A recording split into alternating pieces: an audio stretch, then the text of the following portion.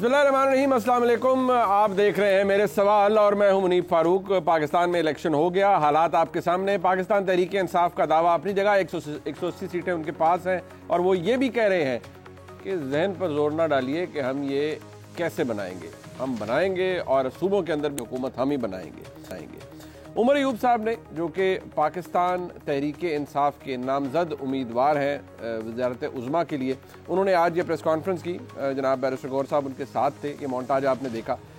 جہاں تک بات دھاندلی کی ہے اس پر تو سراپا احتجاج نہ صرف پاکستان تحریک انصاف ہے، مولانا فضل الرحمان صاحب کی جماعت ہے، وہ کس لاجک سے ہے اس کا ابھی تک کسی کو سمجھ نہیں آ رہا. گزشتہ روز بھی میں نے یہی تلاش کرنے کی کوشش کی راشد زمرو صاحب سے کہ حضور جن سیٹوں پر آپ احتجاج کر رہے ہیں وہاں تو بینیفیشری یعنی جیتی ہوئی جماعت پاکستان تحریک انصاف ہے، تو مسئلہ کیا ہے آپ کا؟ لیکن اس طرف وہ آتے نہیں. بہرحال ان کو گلہ ہے پاکستان کی مقتدرہ یعنی اسٹیبلشمنٹ سے، یعنی کہ اگر کوئی کرم فرماؤں نے مہربانی فرمائی ہے تو وہ مولانا صاحب تک نہیں پہنچ سکی ہے، ان کی جماعت تک، وہ کہیں اور ہی نچھاور کر دی گئی. یہ سب سے بڑا احتجاج ہے جناب مولانا فضل الرحمان صاحب کی جماعت کا. اب جہاں تک بات پاکستان تحریک انصاف کی ہے، انہوں نے مطالبہ تو کیا ہے لیکن مطالبہ بڑا دلچسپ ہے. اور کس طریقے کی جوڈیشل انکوائری آ رہے ہیں سنیے.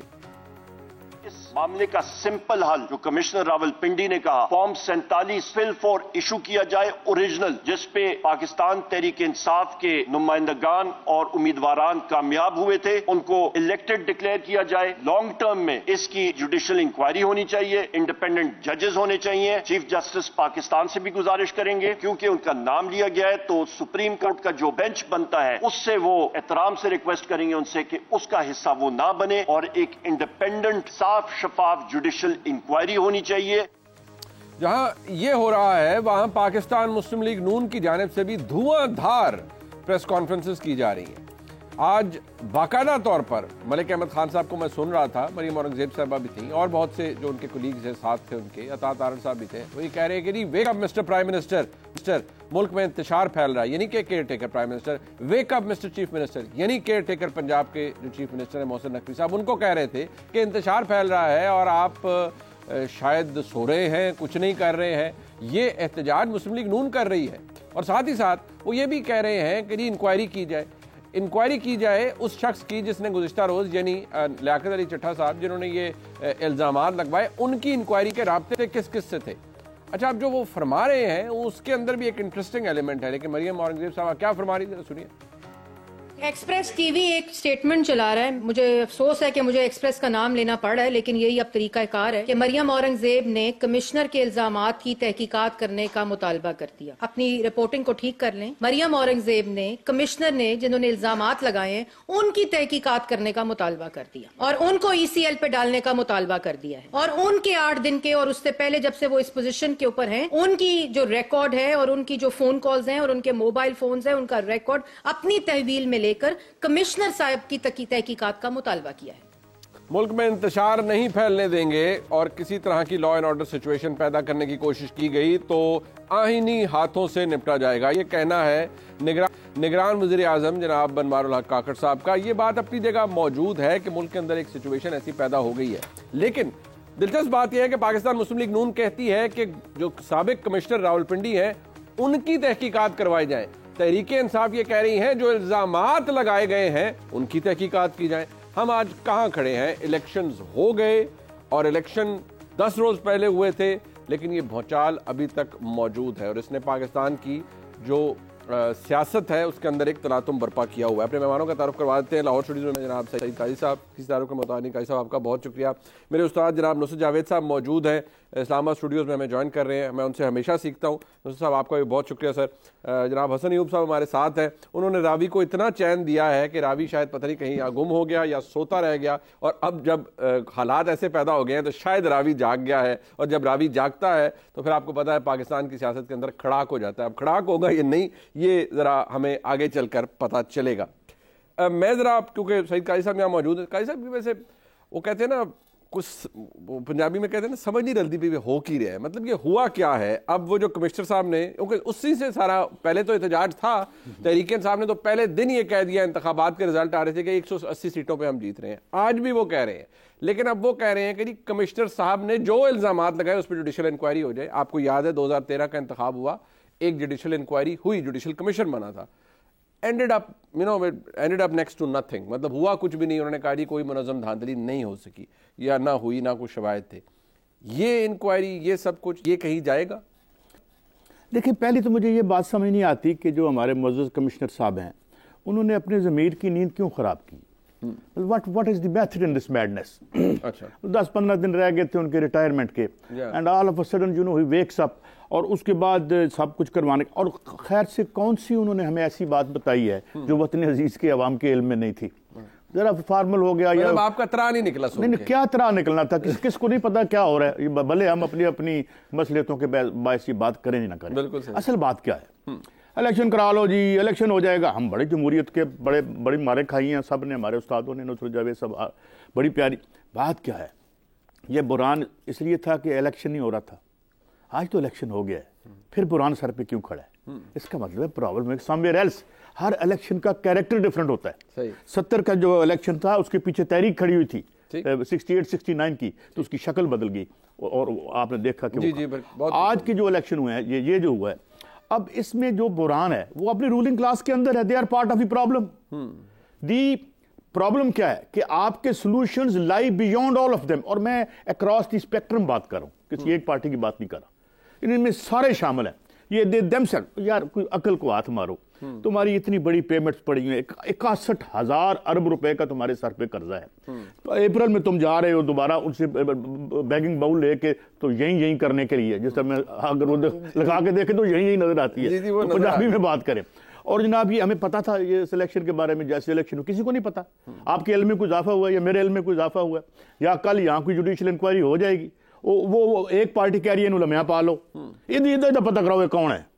اچھا دوسری پارٹی کہتی ہے, اچھا بات لاجیکلی میں کہنا جی دونوں کا پتہ کراؤ, ان کا بھی پتہ کرائیں اور الیکشن کا بھی پتہ کرائیں, تاکہ جڑیاں لاپتہ چیزیں نے ادھر سامنے آ جائے. لیکن پتہ کس دونوں میں سے کس چیز کا لگ جائے گا آپ کو لگتا ہے؟ ان کا پتہ لگ جائے گا کہ ان کے رابطے کس سے تھے, یا جو انہوں نے الزام لگایا اس کا پتہ لگ جائے گا؟ پہلے تو ان کی جو سٹیٹمنٹ آئی ہے وہ خاصی جو ہے وہ سینسٹ قسم کی سٹیٹمنٹ دی ہے انہوں نے. قبلہ اس میں کچھ 2-3 چیف جسٹس صاحب کو پتہ نہیں کیوں انہوں نے رگڑ دیا. اس میں چیف الیکشن کمشنر صاحب تو خیر کیا آئی آف دی اسٹارم کیا کہتے ہیں, جی ان دی آئی آف دی اسٹارم, وہ تو ایور سنس ہے نا, ایور سنس ہے. مگر سوال کیا ہے؟ سوال یہ ہے کہ یہ اس ملک میں, اس ملک کی جو میں تو اسی, کیونکہ میرے خیال میں سیاست آپ کی اکانومی کی فاؤنڈیشنز پر ہی کھڑی ہوتی ہے. بالکل, they are part of the problem. یہ خود حصہ ہیں, اور یہ جدوں تک رہیں گے یہ تھیٹر آف دی ابسرڈ رہے گا اور گند پہ رہے گا. آج یہ کمشنر ہوں گے, کل کوئی اور آ جائیں گے. بھائی رولنگ ایلیٹ کی جب آپ بات کرتے ہیں تو ظاہری بات ہے اب بہت سارے آپ جتنے پڑھے لکھے لوگ نہیں ہیں, وہ جب رولنگ ایلیٹ کی بات کرتے ہیں تو ہم اسینچلی اس میں مقتدرہ کے لوگوں کی بھی بات کرتے ہیں, اسٹیبلشمنٹ کے لوگوں کی بات کرتے ہیں, پاکستان کی سیاسی جماعتوں کی ایلیٹ کی بھی بات کرتے ہیں. میں کہتا ہوں جی جو سب سے زیادہ تو سب سے زیادہ جن کے پاس اختیار ہو وہ سب سے زیادہ وہی رولنگ ایلیٹ ہے. سارے ملک کی تو وہی رولنگ ایلیٹ ہے, مطلب بلکہ ہر پاس سے وہی ہوتی ہے. بٹ نصرت جاوید سر میں آپ کے پاس آؤں گا, ذرا مجھے سر یہ فرمائیے گا پہلے, کیونکہ یہ بحران اپنی جگہ موجود ہے کہ دھاندلی ہو گئی, بلکہ دھاندلی کا بھی کوئی بڑا پرو میکس ورژن ہو گیا پاکستان کے اندر. کمشنر صاحب آتے ہیں, انہوں نے کہا جی میں آپ سے بھی یہ پوچھوں گا, وہ کہتے ہیں کہ یہ دھاندلی ہوئی, تحریک انصاف کہتی ہے جی اس پہ جوڈیشل کمیشن بنائے, مسلم لیگ نون کہتی ہے نہیں جی یہ بندہ ہی خراب ہے, اس کی انکوائری کریں, اس کے رابطے کس سے تھے. دونوں میں سے دونوں کام ہونے چاہیے نصرت صاحب, دونوں میں سے ایک کام ہونا چاہیے, یا دونوں کا ہی کوئی فائدہ نہیں ہے سر؟ نہیں منیم بھائی, دونوں باتیں ہونی چاہیے. میں اس پوزیشن میں ہرگز نہیں ہوں, میرا خیال ہے آپ بھی نہیں ہیں, حسن بھی نہیں ہیں, اور قاضی صاحب بھی نہیں ہیں, کہ ہم یہ طے کر سکیں کہ انہوں نے جو دعویٰ کیا ہے وہ درست ہے یا نہیں. بالکل ٹھیک, کیونکہ اگر ہوتا تو وہ ایک وسیع تر جن کے بنیادوں پہ ہوتا. اب اس کا جواب یہ تو نہیں ہے نا کہ آپ ان کے بارے میں انویسٹیگیٹو سٹوریز نکال کے کہیں کہ جی یہ تو بہت برے آدمی تھے. بھائی اگر یہ بہت برے آدمی تھے تو انہیں یہاں راولپنڈی جیسی اہم ڈویژن میں کمشنر کس نے لگایا ہوا تھا؟ سنا ہے شہباز صاحب تو بہت نگاہ رکھتے ہیں کڑی, جو ان کی انتظامیہ ہوتی ہے ان کی تو شہرت ہی یہ رہی ہے. تو میرا اپنا خیال ہے کہ یہ اس بات کو سیدھا سادہ ایک بہت ہی ڈیسنٹ طریقہ ہے کہ ارلیسٹ پاسبل ایک جوڈیشل کمیشن بنے, کیونکہ عزت مآب چیف جسٹس صاحب کا براہ راست نام لیا گیا ہے. ان کے 3 سینئر ججز جو ہیں وہ بیٹھیں, لائیو ٹرانسمیشنز ہو, اور ایز سون ایز پاسبل یہ طے کیا جائے کہ کیا وہ صاحب نے غلط بات کی ہے، اگر غلط بات کی ہے تو کیوں کی ہے، اور اگر ان کے دعوے درست ہیں تو موصوف کے پاس کیا ثبوت ہے۔ اگر آپ یہ نہیں کریں گے سر تو یہ وہ والا معاملہ نہیں ہوگا جو ایک مصرے میں لکھا گیا تھا کہ حادثہ تھا گزر گیا ہوگا، یہ آپ کے ساتھ چپک کے رہ جائے گا۔ میں اس کے علاوہ اس موضوع پہ میرا نہیں خیال کہ ہم سوائے چسکا فروشی کے کچھ اور کر سکتے ہیں۔ اصل بات یہ ہے کہ ہمارے تحریک انصاف کے دوست بھی ہمیں ایک بات واضح نہیں کر رہے ہیں کہ ان کو 180 نشستیں پوری کر کے کون دے گا۔ جی وہ تو راجہ سلطان سکندر نہیں کرنی ہے نا بھائی، یا تو کوئی اور طریقہ ہے۔ جی جی ایسے ہی باقی طریقہ ہے، آپ خود وکیل ہیں ماشاءاللہ، آپ جانتے ہیں کہ ٹریبیونلز ہوتے ہیں اور ظاہر ہے اس میں وقت لگتا ہے۔ تو اب 180 نشستیں جو ہیں وہ پورا کرنے میں کم از کم آپ بہت برق رفتار بھی کریں بھیا، اس طرح پہ انصاف دینے پہ آ جائیں تو 15-20 دن تو لگ جائیں گے۔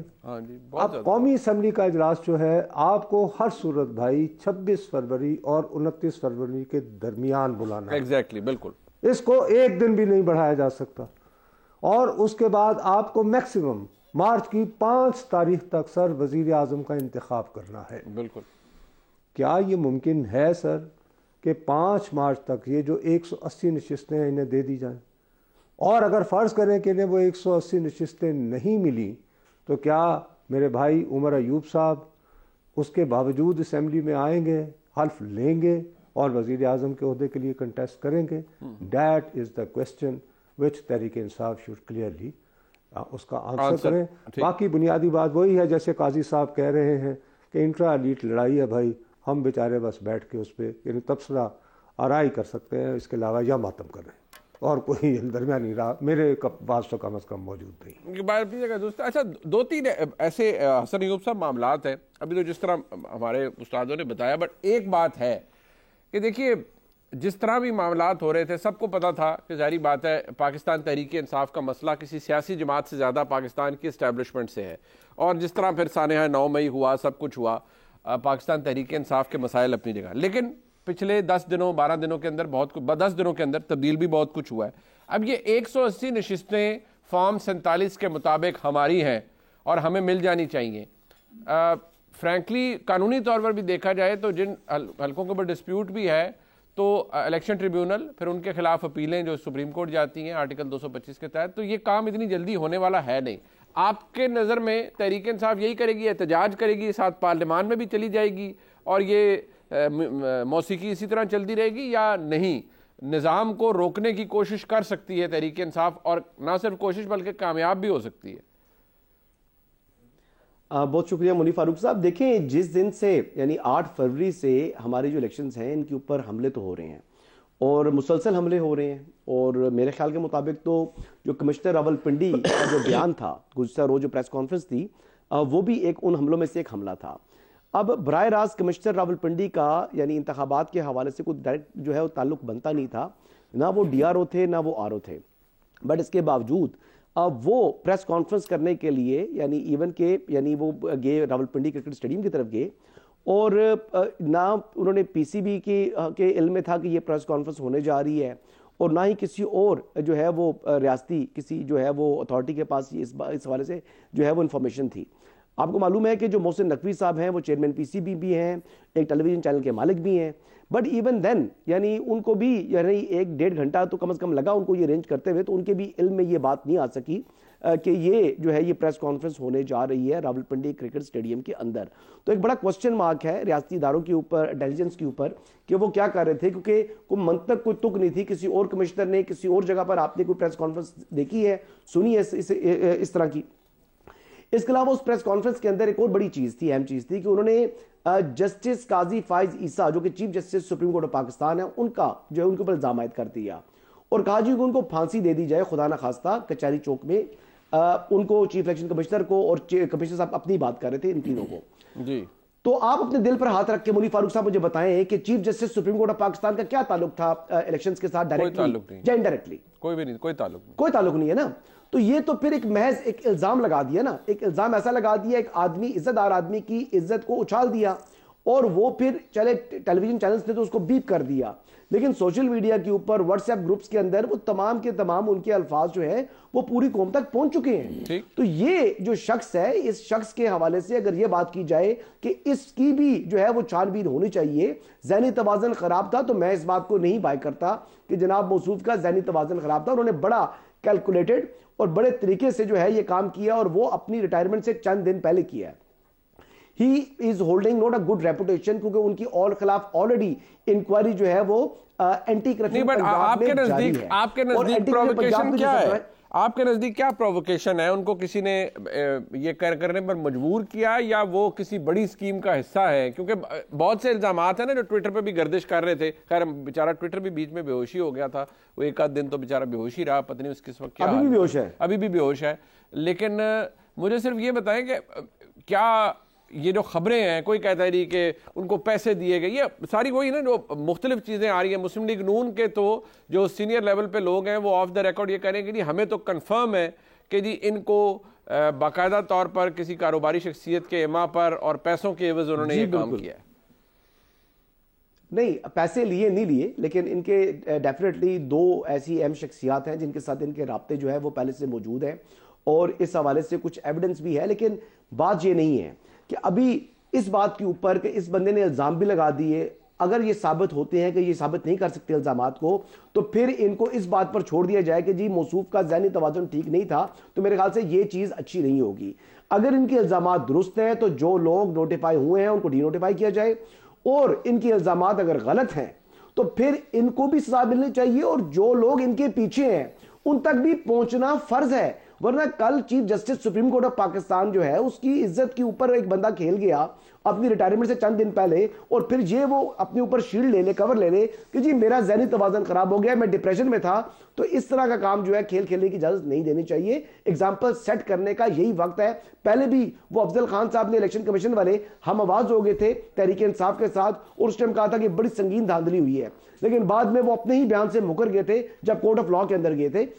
تو ان موصوف کو بھی خالی ان سے کنفیشنل یا ان کا سافٹ ویئر اپڈیٹ نہیں ہونا چاہیے اگر انہوں نے جھوٹا الزام لگایا ہے، بلکہ اس مسئلے کے اوپر، اس سازش کی جڑ کے اوپر پہنچنا یہ فرض بنتا ہے. تمام جو ہماری ریاستی ادارے ہیں اور ان کی کارکردگی کے اوپر بھی سوال نشانات ہیں. آپ کے نزدیک ان کا بھی انکوائری ہونی چاہیے، اور جو الزامات انہوں نے لگائے ہیں اس کی بھی، کیونکہ اس کی بھی ہونی چاہیے نا، جیسے نصر صاحب فرما رہے ہیں دونوں چیزوں کی. میں نے کہا ہے، میں نے تو یہ پہلے بات کی ہے کہ ان الزامات کے اوپر سے بھی اگر یہ ثابت نہیں کر سکتے، انہوں نے الزام لگایا نا، تو برڈن آف پروف تو ان کے اوپر ہے کہ جی ثابت کریں.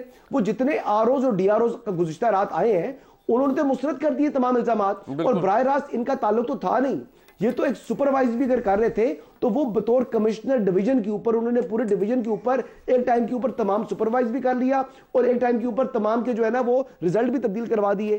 مطلب دیکھیں کوئی چیز ماننے والی ہوتی ہے نا کہ ان کا تو جو الزامات ہیں وہ ویسے ہی بڑے کمزور دکھائی دے رہے ہیں، لیکن اگر پھر بھی اگر اس سے متعلق تحقیقات ہو جائے تو کوئی حرج نہیں ہے، تاکہ دودھ کا دودھ اور پانی کا پانی کلیئر ہو. ٹھیک ہے، بٹ ایک جو بدقسمت رجحان ہے وہ ہم یہ بھی دیکھ رہے ہیں کہ وہ بھی موجود ہے، اور وہ یہ ہے کہ دھمکی لوگوں کو دی جائے. میں اس کی ایک مثال یہ بریک کے بعد پیش کروں گا، لیکن بریک سے واپس آ کر ایک ایلیمنٹ تو یہ ہے کہ جو اس وقت پھر حکومت سازی کا جو ایک سلسلہ بتایا جا رہا ہے کہ پاکستان پیپلز پارٹی اور پاکستان مسلم لیگ نون کے درمیان معاملات طے ہو چکے ہیں، اور پاکستان پیپلز پارٹی بھی نظام کا حصہ ہوگی پاکستان مسلم لیگ نون کے ساتھ. لیکن جو یہ ہوا ہے سب کچھ، اس نے ایک ریکارڈ یہ بھی قائم کیا ہے کہ عام طور پر یہ سمجھا جاتا تھا کہ پاکستان میں اگر مقتدرہ آپ کے ساتھ ہے تو پھر ہر چیز بہترین ہو جائے گی، لیکن وہ بہترین ہوئی نہیں ہے جس طرح سے اب ہمارے سامنے اس وقت حالات اور واقعات ہیں. یہ امپریشن ختم ہوا ہے، یہ امپریشن کمزور پڑ گیا ہے، یا سم تھنگ ٹیریبلی وینٹ رانگ؟ اس کے بات کریں گے بریک کے بعد. ہمارے ساتھ رہیے.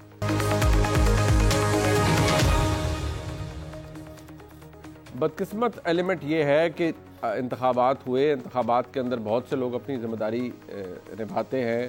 حکومت کا کام ہے یقینی طور پر، ریاست پاکستان کے وہ ملازم ہیں، انہوں نے کام کرنا ہے. جو دھمکیاں دی جا رہی ہیں پاکستان کے اندر پلیٹ فارم ایکس کے اوپر، اور وہ دھمکیاں آپ کو نظر بھی آئیں گی کہ جس میں متعدد لوگوں کی تصویریں لگا کر انہیں بتایا جا رہا ہے کہ جی ان کو نہیں چھوڑنا، اگر ہماری حکومت آئی تو ان کو نہیں بخشا جائے گا، اور ماضی میں بھی ایسا ہوا ہے کہ ایسے لوگ جنہوں نے ٹیلی ویژن پر آ کے مغلظات بکے کہ فلانے کو نہیں چھوڑیں گے, اس کو کسی کو رندہ پھیریں گے, یہ کریں گے وہ کریں گے, ایسے لوگ بھی پاکستان کے اندر پاکستان کی سیاست میں ایگزسٹ کرتے تھے. اور اس طرح کے فتوے اب بھی جاری کیے جا رہے ہیں کہ ان کو چھوڑیں گے نہیں اور ان کا احتساب کریں گے اور ان کو بخشنا نہیں ہے. ٹھیک ہے, ایک حد تک تنقید تو اپنی جگہ, لیکن لوگوں کی کسی کی اگر سیکیورٹی کمپرومائز ہوتی ہے اور کسی کو اگر آپ یہ کہیں گے کسی کو ہم پھانسی دیں گے اور چوک میں لٹکائیں گے تو یہ یقینی طور پر یہ فیشزم ہے. اس کو تو کوئی نہ کنڈون کر سکتا ہے نہ اسے الاؤ کر سکتا ہے. بٹ جو اس سے پہلے کہ ہم حکومت سازی کے اوپر آئیں, ایک بات قاضی صاحب میں اس پہ ضرور میں آپ کو نصرت جاوید صاحب کا, حسن صاحب کا پوائنٹ آف ویو ضرور لینا چاہوں گا. یہ امپریشن رہا ہے قریب تھوڑی سٹی مطلب مل رلی ہے, یعنی کہ اسٹیبلشمنٹ کے ساتھ آپ کے معاملات ٹھیک ہے, if you are on the right side of the establishment things will go good. But یہاں پر آپ دیکھیں کہ چیزیں قابو میں نہیں رہیں کسی کے بھی, اور جو کہا جاتا تھا کہ بالکل ہی ختم ہو جائے گا, تحریک انصاف کا تو بندہ ہی نہیں نکلے گا, ووٹ نہیں پڑے گا, بہت ساری چیزیں مختلف ہوئی ہیں. تو یہ متھ ٹوٹا ہے یا یہ بھی ہم نے اوور سمپلیفائی کیا ہوا تھا کہ چیزیں بڑی آسان ہیں, اگر اسٹیبلشمنٹ کا ساتھ ہے کسی جماعت کو یا کسی جماعتوں کو تو ان کے لیے معاملات آسان ہوں گے. نہیں, ایک بات تو میں آپ کو بتاؤں, مڈل کلاس تک ایک موومنٹ بنی ہے پاکستان میں, اور مڈل کلاس کی زیادہ تر بنی ہے, ورکنگ کلاس کی نہیں بنی, اور وہ زیادہ لیتھل ہوتی ہے جب ورکنگ کلاس کی بن جاتی. اب بات یہ ہے اسٹیٹس کو کے لیے, اب بات یہ ہے کہ میں بہت اتفاق کرتا ہوں یار, یہ جو ہم دھمکیاں دیتے ہیں, یہ جو ہم جو آفیسز میں لوگ بیٹھے ہوئے ہیں, ہم کیا ثابت کرنا چاہتے ہیں؟ اگر پہلے دن سے پہلی دھمکی پہ کسی کو قانون کے مطابق ٹانگ دیا گیا ہوتا, جب آپ سڑک آ کے کہتے ہیں جناب چیف سیکرٹری صاحب آپ کے بچوں نے یہیں رہنا ہے, جج صاحب دڑکی لگاتے ہیں چیف جسٹس آف پاکستان اپنی عدالت میں سے, بالکل, اور اسلام آباد کے چیف جسٹس کہتے ہیں کہ مجھے 5 گھنٹے حبسے میں جام رکھا گیا. ٹھیک ہے, اب اصل بات کیا ہے؟ اصل بات کی طرف آتے ہیں. ارے بھائی یہ اسٹیٹ اکھاڑا ہے, جس طرح ابھی تھوڑی دیر پہلے میرے بڑے بھائی محترم نصرت جاوید صاحب نے کہا, بڑے مالیاتی مفادات کے ٹکراؤ کا, اگر میرے دھڑے کی منیب فاروق حمایت نہیں کرے گا تو دھمکی سنے گا, بلکہ میں جلوس لے کے اس کے چوکھٹ پر پہنچ جاؤں گا جس طرح سپریم کورٹ کے باہر ہم پہنچ گئے تھے. بالکل. تو بات سیدھی ہے, سمجھ میں آتی ہے, مگر ہم کہہ رہے ہیں, ہاتھ جوڑ کے کہہ رہے ہیں کہ خدا کا واسطہ, کل مجھے ایک بہت بڑے آدمی, اس پاکستان کے بڑے کامیاب ترین وکیل سیاستدان, اور وہ آئے, میں نام ان کی اجازت کے بغیر نہیں لیتا, تو وہ کہنے لگے یار ہم تو اب گئے, ہماری تو یہ ہمارے بچے کیسے یہاں رہیں گے, what kind of society we are living behind for our kids and siblings. تو بات یہ ہے کہ جو جرم مجھے سوٹ کرتا ہے یا جو میرے مالیاتی مفادات کو, میرے اقتدار کو وہ انٹیکٹ کر رہا ہے, او تو ٹھیک ہے, تو جی جناب دوسری پارٹی والے تم جانا ہے تو پھر سیدھے ہو جاؤ. تو سیدھی ڈویژن ہے, اپنی کنوینئنس پہ انصاف نہ کریں, اس ریاست کو بچائیں, اس ملک کو بچائیں. یہ اچھا میڈم, عمران خان صاحب کہہ رہے ہیں, ایک طرف سے جو پیغامات آ رہے ہیں, 2 شخصیات نے کہا جن کی ملاقات عمران خان صاحب سے ہوئی, انہوں نے کہا جی فتح مکہ کا ماڈل اپنائیں گے, ہم درگزر کریں گے, انتقامی سیاست نہیں ہوگی, فلان نہیں ہوگا, یہ نہیں ہوگا. اوپر لیکن پھر ان کے پیروکار کہوں یا ان کے حمایتی کہوں, وہ اس طرح کی دھمکیاں بھی لوگوں کو دکھا رہے ہیں. یہ آپ کے خیال میں واقعی مختلف ہوگا؟ مطلب ابھی تو چلیں وہ وزیر اعظم کے طور پر نہیں آ رہے, فیوچر لائز اہیڈ, گاڈ نوز. میرا خیال ہے مے بی میں ویسے عمران صاحب سے زیادہ تو نہیں, میں ان سے متاثر رہا کبھی بھی ایک طالب علم کے طور پر, اسٹوڈنٹ ہسٹری کے طور پر, مجھے لگتا ہے he has learned the tricks of the trade now. یہ جو جیل ہوتی ہے نا, 2 تجربے ایسے ہیں جو ہمارے بڑے بتاتے تھے جن کا کوئی متبادل نہیں ہوتا. ایک اگر آپ نے جنگ لڑی ہوئی ہے تو اس کا متبادل نہیں ہوتا, ایک وہ اگر آپ نے جیل کاٹی ہوئی ہے تو اٹ چینجز, آپ کو ریفلیکٹ. مجھے یہ لگا ہے کہ اس سے انہیں یہ پتہ چل گیا ہے کہ بھائی یہ کانفلکٹ اور کنٹرڈکشن بنا کے میں لڑائی نہیں کر سکتا, کیونکہ ان کے پیچھے جو طبقے کھڑے ہیں وہ ملیٹنٹ نہیں ہے, وہ آپ ڈی جے کے گانے پہ تو ناچ نوچ لیتے ہیں, وہ اسٹرائک نہیں کر سکتے.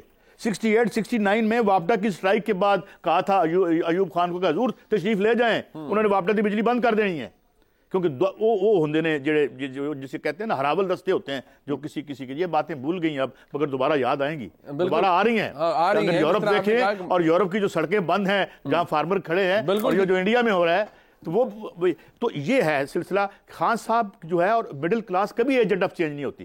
کسی نے کہا تھا مڈل کلاس یہ کہ پاؤں کیچڑ میں اور آنکھیں آسمان پہ ہوتی ہیں, ساری عمر طبقہ بدلنے کے چکر میں رہتا ہے.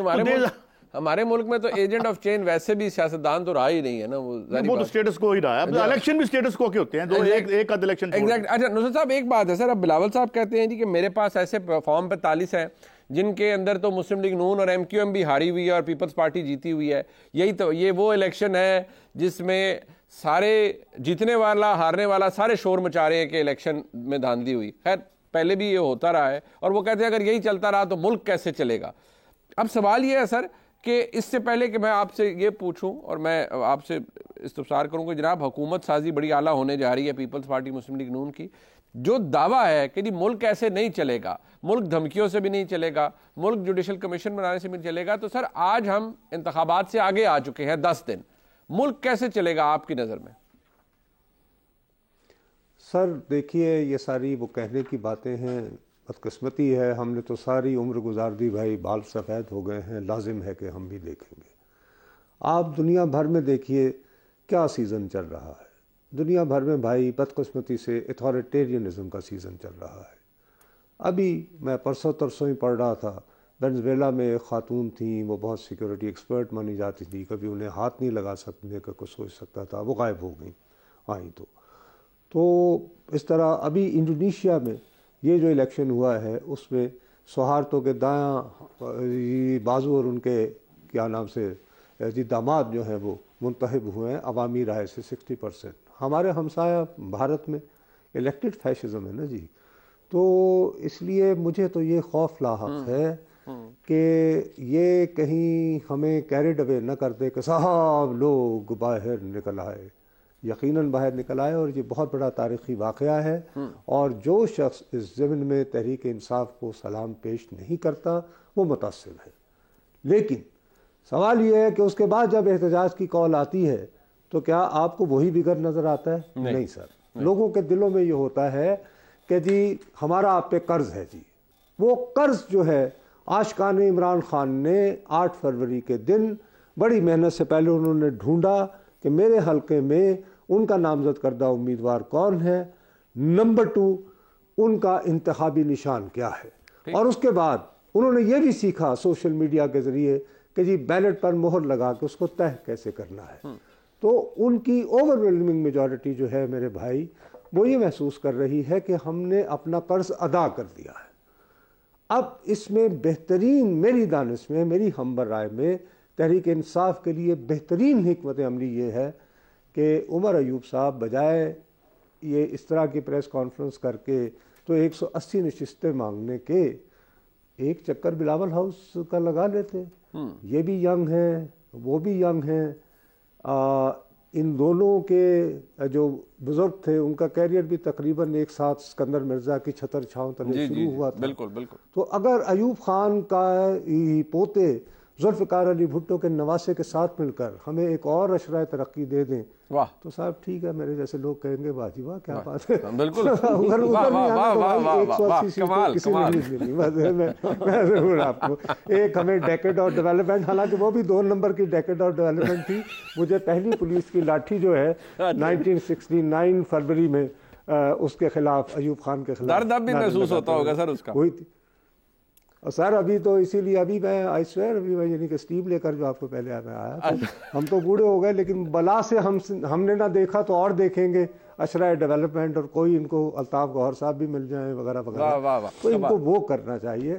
میری اپنی دانش میں اس کا کوئی فائدہ نہیں, لوگوں کو اپنے عاشقان کو مزید امتحان میں نہ ڈالیں. ایک بریک لیتے ہیں جی, یہاں پر واپس آتے ہیں ہمارے ساتھ رہیے گا.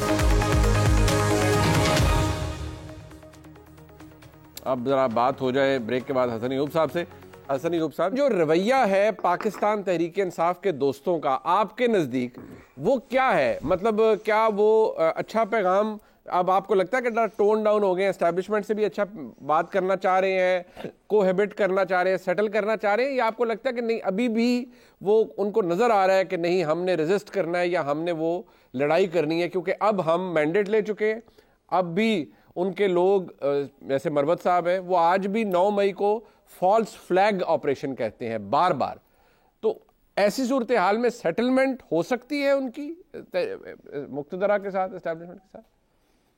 دیکھیے کہ سیٹلمنٹ کرنا وہ چاہ رہے ہوتے یا کرنے کے لیے جا رہے ہوتے تو نصرت جاوید صاحب یہ ہاتھ نہ جوڑ رہے ہوتے کہ آپ جو ہے بے شک چلے جائیں، آپ اسمبلیز میں جائیں، چاہے انڈر پروٹیسٹ چلے جائیں. بیسیکلی بات تو یہ ہے نا، اگر آپ کا کچھ اعتراضات ہیں تو اس کے لیے اب آپ کے پاس لیگل فورمز موجود ہیں جہاں پر آپ لیگل ریمیڈی اپنی اویل کر سکتے ہیں. یعنی آپ ٹریبیونلز کے اندر جا سکتے ہیں. الیکشن کمیشن میں تو پہلے ہی تمام کے تمام حلقوں سے متعلق وہ درخواستیں دے چکے ہیں. ابھی بہت سے لوگ نوٹیفائی ہو چکے ہیں. ابھی تو ان کو یہ دیکھنا ہے کہ انہوں نے کون سی جماعت کے ساتھ شمولیت اختیار کرنی ہے، اور کیا ان کے تمام لوگ جو ہیں جو قومی اسمبلی کے یا صوبائی اسمبلی کے ممبران ہیں وہ ان کی بات مانتے بھی ہیں، یا کچھ لوگ سلپ بھی ہو جائیں گے. بہرحال اس ٹائم کوئی ایسی کوشش بظاہر مجھے دکھائی نہیں دے رہی کہ کوئی ان کے لوگوں کو، یا جو ان کے لوگ آزاد امیدوار کے طور پر منتخب ہوئے ہیں، ان کو توڑنے کی کوئی ایفرٹ کر رہا ہو. بہرحال اس کے باوجود ابھی ان کے لیے کچھ چیلنجز موجود ہیں. انڈر پروٹیسٹ جیسے نصرت جاوید صاحب فرما رہے ہیں کہ ان کو جانا چاہیے اسمبلی کے اندر، اس معاملے کو آگے بڑھانا چاہیے، اور اپنے سپورٹرز ہیں یا اپنے ووٹرز ہیں ان کو مزید امتحان میں مت ڈالیں. اور دوسرا، خالی ان کے سپورٹر امتحان میں نہیں ڈلیں گے، آپ کی ریاست بھی امتحان میں آ جائے گی.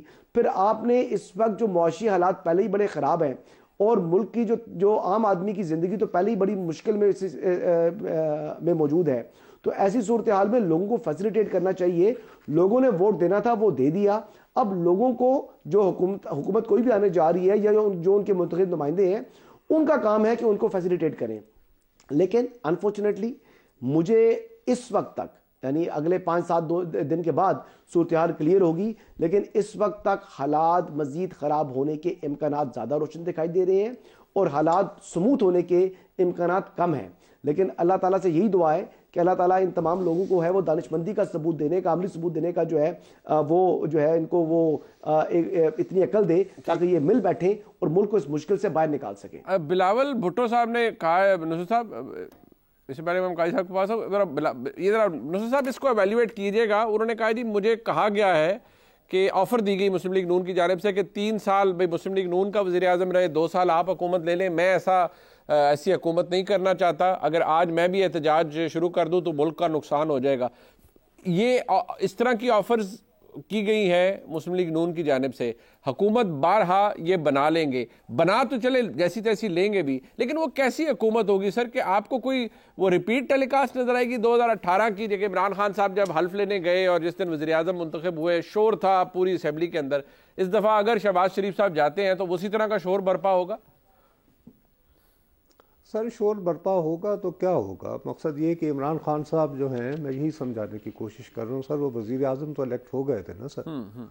تو چیزیں میں انتہائی دکھ سے کہہ رہا ہوں، شاید میں اب اتنا انقلابی نہیں رہا، میری جو ہے وہ بصیرت نہیں رہی، بینائی کمزور ہو گئی ہے.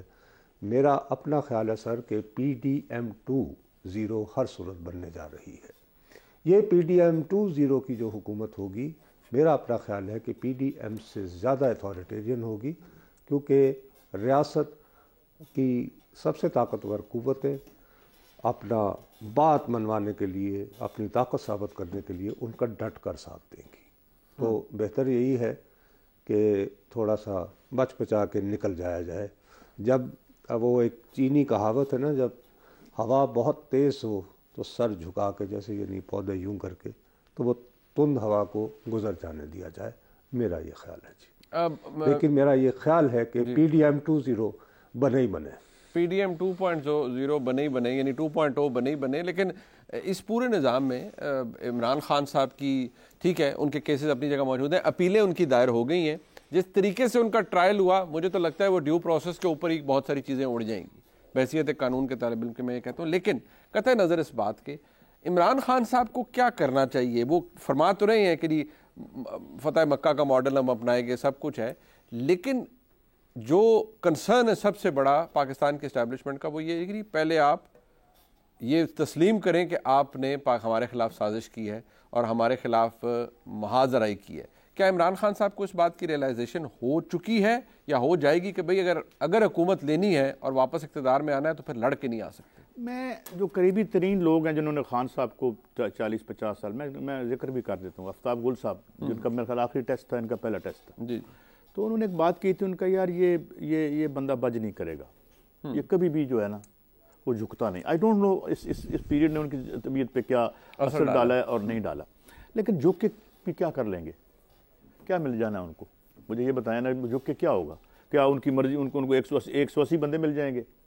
अच्छा, अगर इनको 180 बंदे मिल के आज सवेरे इनको हुकूमत दे दो तो क्या किसी के पास कोई प्लान है? किसी इसहाक डार साहब के पास, किसी मिफ्ताह इस्माइल साहब के पास, किसी हफीज़ शेख के पास इवन किसी को रियलाइजेशन है कि ये स्टेट इकोनॉमिकली कहाँ इस वक्त खड़ी है? दुनिया के आखिरी 3 या 4 बदतरीन मुल्कों में हम शामिल हो चुके हैं और बहस की हो रही है कि जनाब वो इलेक्शन में जो है कमिश्नर साहब पागल नहीं पागल नहीं जी, बहुत से आने गए।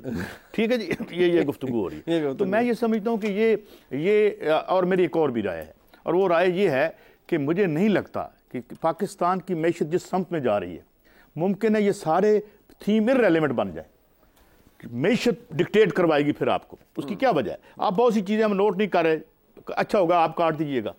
या बहुत सी मूवमेंट पाकिस्तान में ऐसी बन रही है जिसका कोई ताल्लुक नहीं है इस वक्त इमरान खान या पीटीआई से। बिल्कुल सही। आप गिलगित बल्तिस्तान में देखें, कश्मीर में जाके देखें, बिजली के बिलों का मामला देखें, कराची में जगह जगह जहां फैक्ट्रियां बंद हो रही हैं। और कल एप्टवा ने कहा है कि अगर 67% आपने दोबारा गैस की कीमत बढ़ाई तो 70% जो रह गई है वो भी बंद हो जाएगी। तो ये जिसे हम इनटेंजिबल, ये इतने इनटेंजिबल नहीं रहे फैक्टर, ये फैक्टर हैं, ये फैक्टर इन होंगे। मेरे ख्याल में किसी छोटे गाँव से लेके इस्लामाबाद तक और इस्लामाबाद से किसी बड़ी चीज़ तक जो लोग सो रहे हैं वो उठ जाएं, जिस तरह उनका ज़मीर उठ गया है कमिश्नर साहब का। लेकिन मसला ये है कि ज़मीर उठ गया है, लेकिन पता नहीं अब वो उस ज़मीर उठा तो है लेकिन उसका पता नहीं नतीजा क्या निकलता है, क्योंकि आमतौर पर ज़मीर जब जागता है तो उससे मसाइल भी पैदा हो जाते हैं। मेरे ख्याल में सेहत के लिए ज़रूरी है कि इस पर इससे ज़्यादा तबसरा ना किया जाए और ज़मीर को आराम करने दिया जाए। मैं अपने तमाम मौजूद मेहमानों का शुक्रिया अदा करता हूँ। प्रोग्रेस का फीडबैक जरूर दीजिएगा, देखने का बहुत शुक्रिया। खुदा।